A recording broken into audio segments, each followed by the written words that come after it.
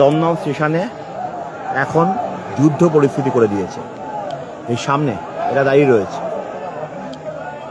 এতগুলো হকার ভাইয়ের জীবন জীবিকা ধ্বংস করে এরা আম্বানি আদানির স্বার্থে এই দমদম থেকে শুরু করে ব্যারাকপুর থেকে শুরু করে আমাদের দেশের সমস্ত স্টেশন দখল করতে চাইছে। এতগুলো মানুষের পেটের ভাত কোথায় যাবে এরা? আপনাদের হাত জোর করে অনুরোধ করছি, আপনাদের কাছে আমরা এখনো পৌঁছাতে পারিনি। আরে আপনাদের সাপোর্ট করেছিল দুদিন আগে। হ্যাঁ, এরকম আপনারা গরিব মানুষের পেটের লাত এরকম ভাবে মারেন। আমরা গরিব মানুষ কোথায় যাব? আমরা গরিব মানুষ একটু করে খাই, আপনারা বলতে পারতেন। এখনো যারা হাহা দিয়ে করছে না, তারা অমানুষের বাচ্চা।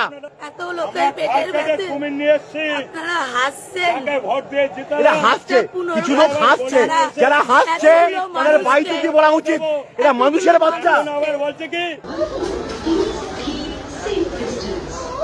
যারা বসে রয়েছে কয়েক প্রজন্ম ধরে এই দমদম স্টেশনে যারা ব্যবসা করে, এক লহমায় উল্টো দিকে পাঠিয়ে দেওয়া হয়েছে। মানে আমরা আপ্রাণ চেষ্টা বলতে যা বোঝায়, ওখানে যারা ছিল তারা প্রত্যক্ষ করেছে যে কিভাবে লড়াই করা যায়, কিন্তু গোটা রাষ্ট্রশক্তি, কোনো মানবিকতা নেই, গোটা রাষ্ট্রশক্তি। এবং আমরা এই কথাও বললাম যে কদিন আগে এই যে হকার বন্ধুরা আজকে উচ্ছেদ হয়ে যাচ্ছে, অনেকের দোকানে বিজেপির পতাকা লাগানো, তারা বিজেপিকে ভোট দিয়ে ক্ষমতায় এনেছে, আর এখনো আমাদের রাজ্যের ক্যাবিনেট মন্ত্রিসভা তৈরি